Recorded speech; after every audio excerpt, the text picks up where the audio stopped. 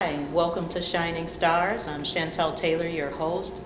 Today we have with us Congressman Brad Schneider.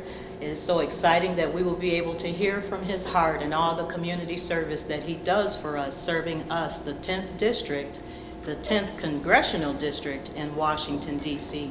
Congressman Schneider, thank you so much for being here Chantal, today. it's an honor to be with you today. Oh, thank you, thank you. So can you just start right on in, sharing with us how busy you've been and all the great things that you're doing here for us today? Well, you're right, it has been busy. I will start and tell you, other than being a father, being a husband, having the honor and responsibility of representing the 10th District of Illinois, it is the greatest responsibility and the best job I've ever had. It is a wonderful privilege to serve. The district's large. It goes Yes. from here on the northern shore of Lake Michigan by the Wisconsin border, from Wisconsin south to Glencoe. Wow. It goes from the lake shore at Waukegan all the way west to Fox Lake. We go from essentially Route 120 at 94 all the way Yes. south to Dempster. So it's 700,000 people, many different communities, lots of different issues. So it's a great opportunity for me to dig deeper, understand the issues and priorities of the people in the 10th District, and make sure that I'm representing those in Washington. Oh, that is outstanding. And one of the greatest things that I know you have the honor of doing, because I was with you, you were at a neighborhood picnic in Zion a couple of weeks ago, and you kind of shared how working with the senior Congressman John Lewis, I thought that was really great, and the different topics that you all have the opportunity to work on to help make things better for everyday people.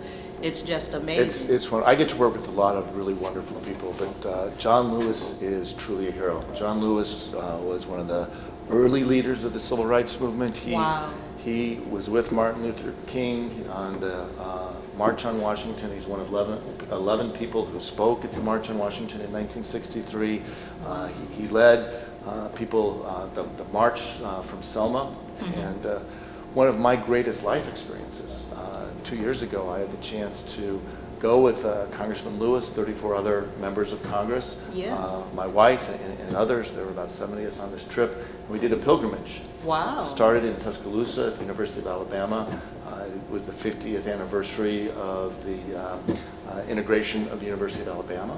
Wow. We went to Montgomery, we went to Mobile, and then we ended up in Selma. And on the anniversary of the march across Sure. the Edmund Pettus Bridge, walked with John Lewis and 1,000 other people to commemorate that anniversary. Wow. That was an incredible experience to see our history Yes. and to know how far we've come.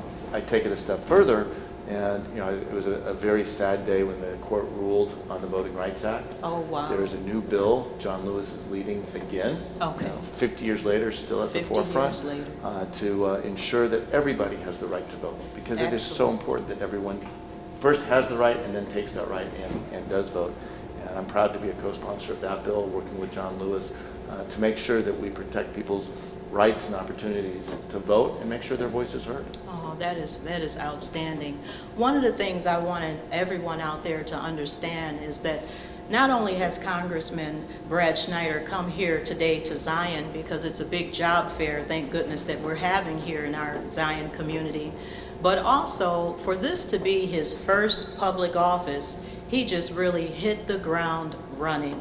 Meaning just taking the time to put his heart into issues that matter. Voting matters, getting to know the constituents from Zion all the way, as he shared, to Glencoe. It makes a big difference, and it matters. And so I'm just going to just continue to ask the congressman some questions, and even if you had an opportunity to send us an email, we're going to stay in touch with this congressman because he is working for us. Congressman, this being your first opportunity serving an elected position, public office, what's it been like? I know it's been a fast 2 years, and with November on the horizon, I can't describe it outside of pressure and stress in between all these cool life experiences. I will tell you, it is a fast 2 years, but the issues that I'm working on, trying to make sure that the priorities of the people here in the 10th District are represented in Washington. Now, I go around the district, I hear almost everywhere I go the same story. We had the economic crisis of about 6 years ago in 2008. Yes. Almost exactly 6 years ago now. And the economy has slowly started to turn around, but there's still people all throughout the district who are struggling. Right. So the first issue I'm working on in Congress is trying to make sure that we focus on the economy. Excellent. And good quality, well-paying jobs. If we can get the economy growing at a rate, sustainable rate that is helping people and making sure that the economy is helping people across the economy, not Yes. just those at the top, but Right. everybody has a chance to succeed, to have a job where they can put a roof over their head, That's provide right. education for their children, health care for their family, and plan and protect a secure environment. All of that matters. Today, August 14th, happens to be the 79th anniversary of Social Security.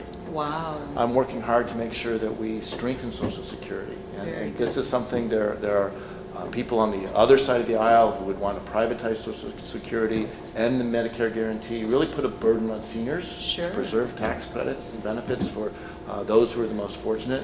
I'm working to make sure that people who have worked their entire life and are at the age of retirement have the ability to retire with dignity and Very security. Going to the other end of the age spectrum, that our kids have the opportunity for a great education, That's that they have right. the opportunity to achieve their dreams. Early childhood education, universal preschool, as President Obama has called for, Yes. is crucial. But then our schools, from kindergarten through high school, we need to make sure that every school a kid attends in our community and throughout the country offers that child the chance to get the education and the skills they need That's to right. succeed, whether they go straight into a career after high school or if they go on to college. But every school should be providing those opportunities. That's right.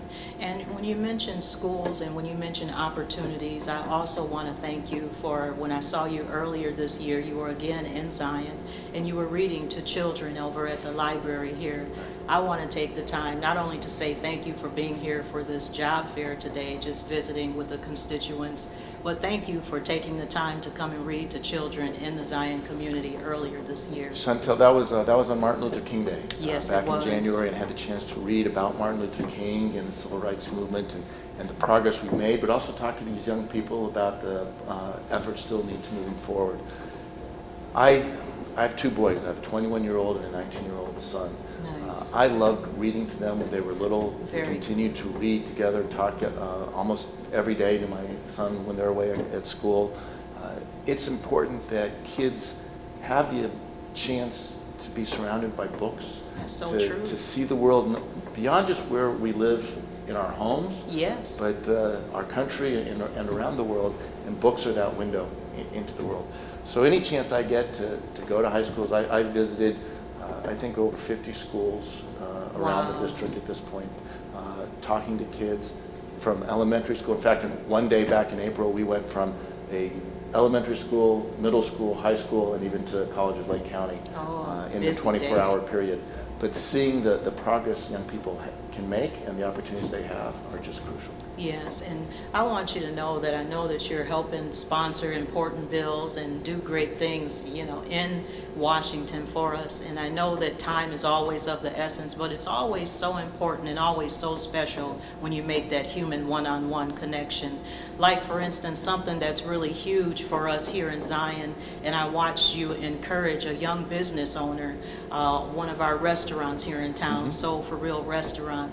I think you did a great job just encouraging that young business owner, and I want to tell you thank you for letting him as well as us know that we're at that neighborhood picnic, that matters to you. Not only does Zion matter to you, but small business matters to you.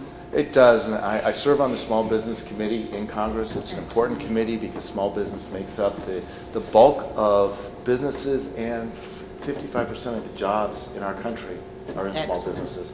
I spent my career, almost 25 years, advising businesses, mostly small. I understand the importance they are to families and also to the community. So That's any right. chance I get to, I will do that. One of the highlights of the past year, I was at the YWCA. Oh, They wow. had a course on entrepreneurship, and I got to Nice. sit in as one of the judges at the end. The 13 students in this class presented their business plans, and there were 3 judges looking at the big business plans, and not really judging, but more being a sounding board to share Yes. our insights and counsel. And that was one of the best nights, listening all women present their ideas from a daycare center to a consulting business to a manufacturer of products. These ideas are the ideas that are going to drive our economy That's forward. right. And individuals seeking their own opportunities, wanting to be their own boss, is the way that we drive our economy for the opportunities we need for our communities. That's very good.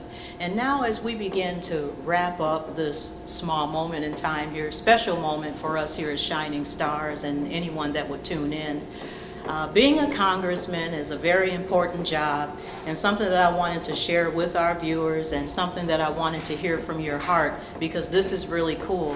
Being a congressman means you work with the President of the United States. Share with us what that's like.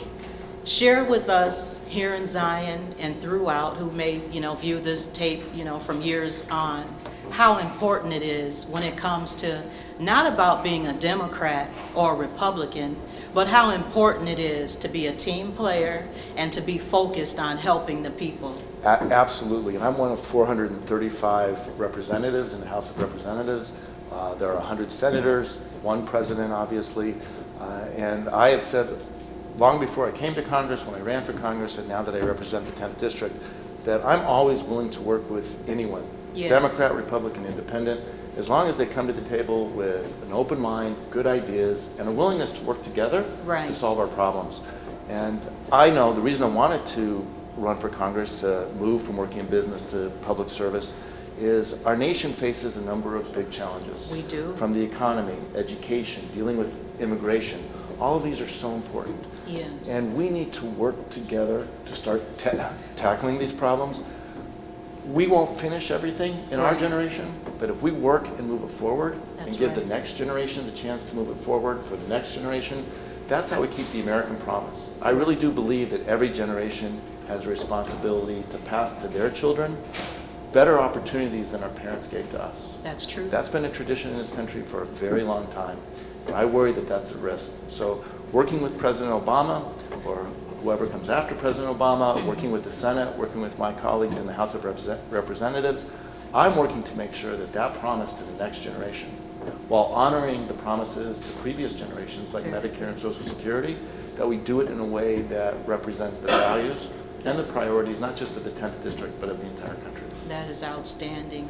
And can you just, as we begin to part here and finish up the interview, is there anything that stands out to you that, I know a lot of issues, a lot of, time that you have to put into making things happen, but what's at the forefront right now for you? Well, two things stand out. I'll give you as examples. One is, and I think everyone shares the frustration, I know I sure feel it, about the gridlock in Washington. Yes. How too many people are going to the extremes and saying, we won't compromise. Right. That's holding back our economy. That's holding back the opportunities for people in communities. We need to break through that gridlock. I'm working with colleagues on both sides of the aisle to try to break through that gridlock, and have had a number of successes where we are able to find common ground and work to move forward. And that's at the big level.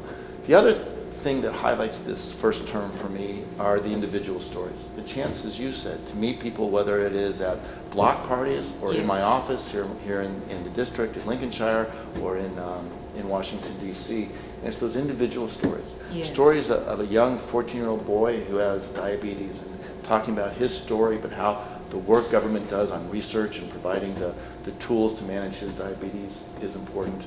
That's right. To talking about people in communities needing to invest in infrastructure to make sure they have the roads, the rails, the ports to move forward. One of the highlights was last week at an announcement that Waukegan Harbor, after years of effort, Yes. is finally declared clean. Excellent. Those are the things that government can do, working together with local communities, and at the end of the day, making sure we're working with individuals. That's So it's been a awesome. wonderful first term. I look forward to having the opportunity to continue to serve the people of the 10th District, to continue on focusing on what's important to them, That's right. and making sure that we always are moving forward and not taking steps backwards. Well, I will share with you what's important to us is you showing that we matter, because another thing that you did that I thought was outstanding is when you sent a representative from your office to acknowledge our librarian that had been a librarian here in Zion for several years. You acknowledged her with a very nice resolution. And again, Zion matters, And we appreciate your time and all of your efforts, and want to say good luck to you. And, thank you again for taking the time to allow us to hear your heart on Shining Stars, because, again, we're all about hearing the heart behind community service. Well, Chantal, thank you. Thank you for doing Shining Stars. Oh, thank you. And putting a spotlight on people who are trying to make a difference Yes. every day where we live, Yes. making other people's lives a little bit better. That's and, it. Through all those collective efforts, our communities get a little bit stronger, and our nation can continue to be a proud nation moving forward. So That's thank you it. very much, Oh, and it was a you're great welcome. honor to be here. And thank you again. Yes. Anytime. Yeah, and this is Chantal Taylor, host Shining Stars, signing off with our Congressman, Brad Schneider. Thank you.